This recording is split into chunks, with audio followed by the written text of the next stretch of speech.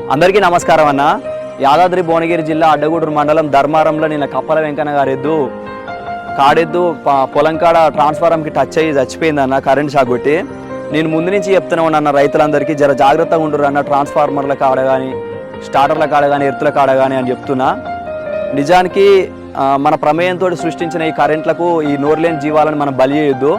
Current department అన్నలు కానీ రైతులు కానీ జర చాలా జాగ్రత్తగా ఉండాలి.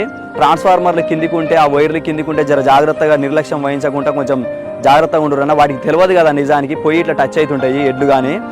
మనగిన కొంచెం రైతన్నలగిన జాగ్రత్తగా ఉండరు. మన రీసెంట్గా మనం చూసినాం తెలంగాణలో ఎక్కడో 10 ఎడ్లో 5 ఎడ్లో ఎన్నో చనిపోయినాయి కరెంట్ షాక్ వైర్ కిందికి ఉండి టచ్ అయ్యి.